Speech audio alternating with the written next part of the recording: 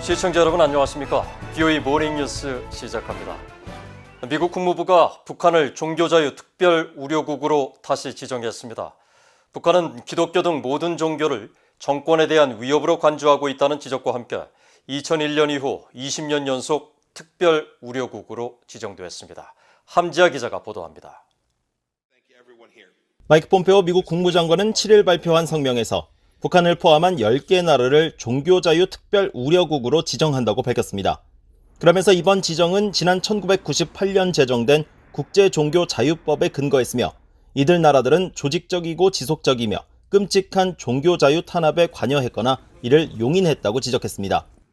북한과 함께 지정된 나라는 중국과 미얀마, 에리트리아, 나이지리아, 이란, 파키스탄, 사우디아라비아, 타지키스탄, 투르크메니스탄 등으로 나이지리아가 새로 포함됐고 나머지 국가들은 지난해에 이어 또다시 종교자유 특별 우려국 명단에 이름을 올리게 된 겁니다. 폼페오 장관은 성명에서 종교자유는 양도할 수 없는 권리이자 자유사회가 만들어지고 번창하는 기반이라고 말했습니다. 그러면서 종교적 박해를 피해 이주한 사람들에 의해 세워진 미국은 양도할 수 없는 권리에 관한 위원회의 보고서가 최근 강조한 것처럼 필수적인 자유 행사를 원하는 사람들을 보호하기 위한 조치를 취한다며 이번 특별 우려국 지정의 배경을 설명했습니다. 폼페오 장관은 지난 7월 국무부 산하 양도할 수 없는 권리위원회 보고서 발표 기조연설을 통해 북한 등 독재 정권들의 인권 유린을 규탄하고 이를 미국의 외교 정책에 반영할 것이라고 강조했습니다. Authoritarian regimes perpetrate gross human rights violations every day, all around the world, in Nicaragua, in Venezuela, in Zimbabwe, Iran, Russia, Burma, China, North Korea. It is clear that unalienable rights are central to who we are as Americans. But here's where I come in as Secretary of State. They have to underpin our foreign policy. 앞서 미국 정부 산하 독립기구인 국제종교자유위원회는 지난 4월 북한을 종교자유 특별 우려국으로 재지정해야 한다고 국무부에 권고했습니다. 이 단체는 2020 연례 보고서에서 14개 특별 우려국 지정 권고 대상국에 북한을 포함시키면서 북한 정권은 모든 종교와 신앙, 특히 기독교를 정권에 대한 위협으로 간주하고 있다고 명시했습니다. 이어 북한 정권이 종교와 신앙의 자유에 대한 조직적이고 지속적이며 끔찍한 유린을 계속하고 있다며 이는 주민들의 사회적 또는 정치적으로 조직화하는 것을 두려워하기 때문이라고 지적했습니다. 아울러 향후 대북 제재 완화나 해제 논의는 국제 기준에 부합하는 종교 자유와 인권 기록 개선에 대한 북한 정권의 진정성과 입증할 수 있는 노력에 따라 결정해야 한다고 권고했습니다. 미 정부의 종교자유 특별 우려 대상국에 지정된 나라는 미국 무역법에 따라 통상 분야에서 제재를 받게 됩니다. BOE 뉴스 함지아입니다. 북한 해커로 추정되는 세력이 워싱턴에서 활동하는 미국의 전직 관리 등 한반도 전문가들의 컴퓨터와 휴대전화에 잇따라 침투한 것으로 알려졌습니다. 기고문 청탁 이메일 등을 통해 상대방 시스템에 악성 코드를 심으려 한 정황이 미국 보안당국에 포착되었습니다. 조상진 기자입니다. 익명을 요구한 복수의 한반도 전문가들은 BOA에 지난 두세 달 사이에 컴퓨터와 휴대전화가 해킹됐으며 미국 국토안보부와 연방수사국 FBI 등 수사당국으로부터 북한이 배후로 추정된다는 통보를 받았다고 밝혔습니다. 사이버 공격을 당한 뒤에도 해당 기기를 계속 사용하다가 수사당국에 연락을 받은 뒤 해킹 피해를 인지했다고 말했습니다. 과거 북한과의 협상에 깊이 관여했던 미국 전직 외교안보 관리들이 포함된 이들 전문가들 중 한 전문가는 자신의 이메일 등 네트워크에 침투하려는 시도가 지속해서 이뤄졌다고 밝혔습니다. 휴대전화 번호와 연동된 이중 인증 기능을 건너뛰고 시스템에 접근한 흔적이 발견됐고 상당수는 유력 싱크탱크나 언론사에서 받은 기고문 요청이 모두 해킹을 위한 가짜 이메일이었던 것으로 알려졌습니다. 매우 구체적인 행사를 계기로 한 기고문 청탁인데다 평소 알고 지내던 기관이나 언론사 책임자의 이름으로 된 제안이어서 이메일로 소통하며 최종 원고까지 전달했지만 중간에 내려받은 원고 샘플 파일 등에서 악성 코드가 발견됐다는 설명입니다. 이들은 상대방과 이메일로 세부적 논의를 지속하다 수상한 동향을 포착한 국토안보부와 FBI 등 수사 정보당국의 연락을 받고 해킹 사실을 인지했으며 수사당국은 북한을 해킹의 배후로 지목했다고 말했습니다. 실제로 북한은 최근 외교안보 종사자나 북한 관련 단체는 물론 특정 기업과 기관들을 겨냥해 스피어피싱 수법을 사용해 악성 코드가 담긴 가짜 이메일을 전송하고 민감한 정보를 탈취하는 악성 사이버 활동의 배후로 지목돼 왔습니다.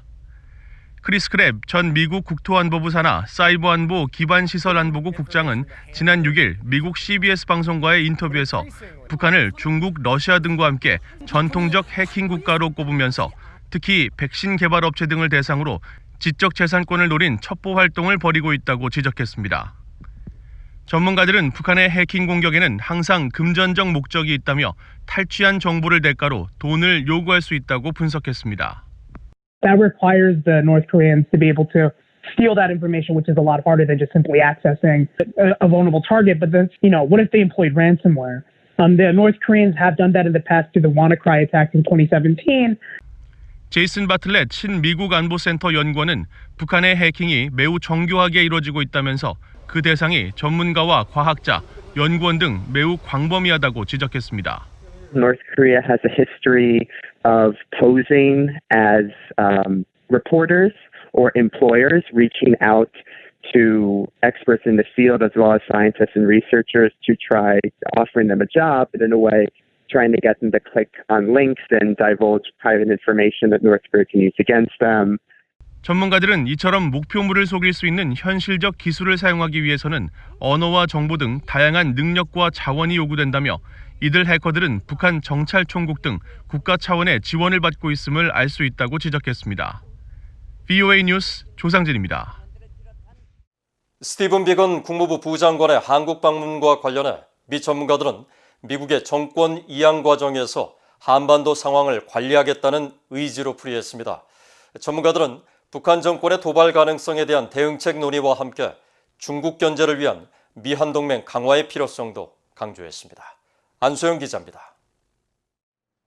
미국의 새 행정부 출범을 한 달여 앞두고 북한 비핵화 협상을 담당했던 스티븐 비건 부장관이 한국을 방문하는 것은 어떤 정부가 들어서더라도 미한 동맹은 굳건하다는 메시지를 주기 위한 것으로 전문가들은 분석했습니다.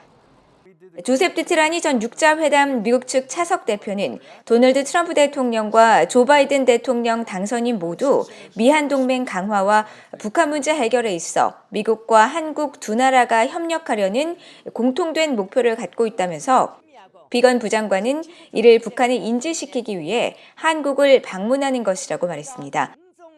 장기간의 미북 협상 교착 상황에서 미한 간 협력과 조율이 필요하다는 것을 미국과 한국 모두 알고 있다는 겁니다.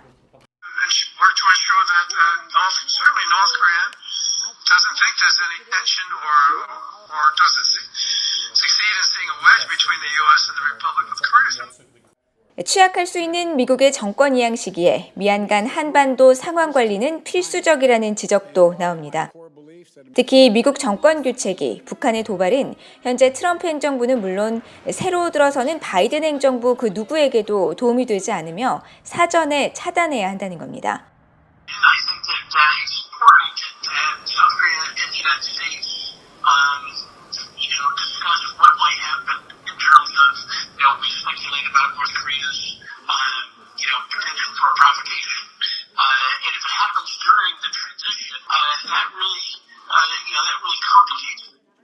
맥스웰 연구원은 또 중국 견제의 목적도 지적했습니다.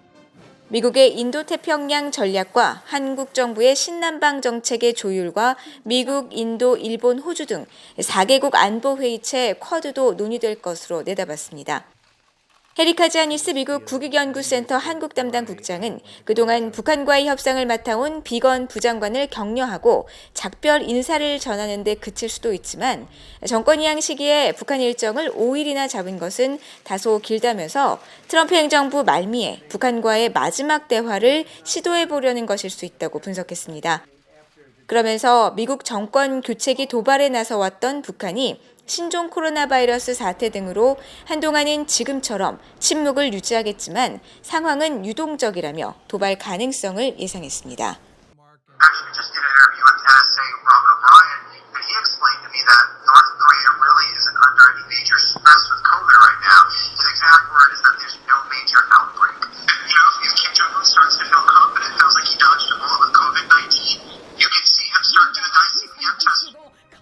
전문가들은 바이든 당선인이 새 대통령으로 취임하기까지 앞으로 몇 주 동안은 북한이 지금의 상황을 유지할 것이라면서 다음 달인 내년 초로 예정된 북한의 노동당 대회가 북한의 입장 변화를 볼 수 있는 계기가 될 것이라고 말했습니다.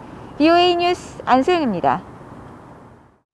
미군 공중조기 경보기와 지상감시정찰기 등이 이틀 연속 한반도 상공에 출격해 정찰 비행에 나선 것으로 파악되었습니다. 8일 민간 항공기 추적 사이트 노콜사인과 에어크래프트 스팟에 따르면 미국 공군의 E-3B 공중조기 경보기가 7일에 이어 이틀 연속 일본 오키나와 가데나 공군기지에서 출격해 한국 서해 인근 상공에서 정찰 비행에 나선 것이 포착됐습니다.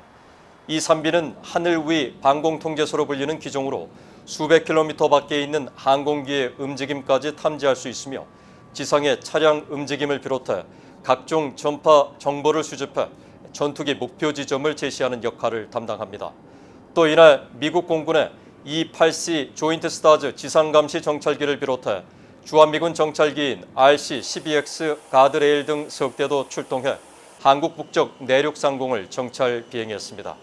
아울러 전날엔 B-1B 전략 폭격기가 미국 본토에서 일본 해역으로 전진 배치되는 등 미 공군 자산들의 움직임이 잇따라 한반도 인근에서 포착되고 있습니다. 북한 정권이 사이버 범죄로 탈취한 가상화폐 계좌 280개에 대한 미국 정부의 몰수 절차가 본격화되고 있습니다. 미국 연방검찰은 지난 2일 워싱턴 DC 연방법원에 제출한 문건을 통해 해당 공고가 지난 10월 1일부터 30일까지 연속 게시됐다며 관련 증빙 자료를 제출했습니다. 몰수 소송이 제기되면 재판부는 해당 자산의 소유권을 주장하는 청구인 여부를 30일 동안 확인하도록 하고 이 기간을 포함해 60일간 청구인이 나타나지 않으면 해당 자산에 대한 최종 몰수 판결이 내려지게 되는데 이들 계좌에 대한 소유권 청구서 제출이 이뤄지지 않은 겁니다. 이에 따라 원고인 미국 검찰의 주장을 바탕으로 이뤄지는 골석 재판을 통해 미국 정부가 최종적으로 이들 계좌에 대한 소유권을 갖게 될 것으로 보입니다. 앞서 미국 검찰은 지난 8월 북한 해커들이 운영 중인 가상화폐 계좌에 대해 민사 몰수 소송을 제기한 바 있으며 280개 계좌의 자금은 지난해 미국 정부가 적발한 2건의 해킹 범죄와 2018년 북한의 사이버 범죄 조직이 한국의 가상화폐 거래소에서 탈취한 2억 5천만 달러 사이에 연관이 있는 것으로 알려져 있습니다. 한국 내 북한 인권단체들이 최근 한국국회 집권당인 더불어민주당이 단독으로 의결한 대북전단 금지 법안과 관련해 공동성명을 발표하고 법안을 즉시 폐기할 것을 촉구했습니다. 한반도 인권과 통일을 위한 변호사 모임 한병과 자유북한운동연합 등 22개 북한 인권단체들은 8일 한국국회 앞에서 기자회견을 갖고 정부가 국민 안전을 위한 일시적 전단 살포 중단 조치가 아닌 처벌법까지 만들어 원천 봉쇄하는 건 헌법상 표현의 자유를 본질적으로 침해하는 명백한 위헌이라면서 즉각 폐기할 것을 촉구했습니다. 이 단체들은 공동 성명에서 북한의 독재 체제를 고발하고 주민들에게 외부 정보를 전하는 대북 인권 운동은 지속돼야 한다며 한국 정부와 집권당이 민주주의와 인권을 거스르는 시대착오적 행태를 계속하고 위헌적인 해당 법안을 끝내 통과시킨다면 즉각 헌법재판소에 헌법소원을 제기할 것이라고 밝혔습니다. 이상으로 BOE 모닝뉴스를 마칩니다. 시청해주신 여러분 고맙습니다.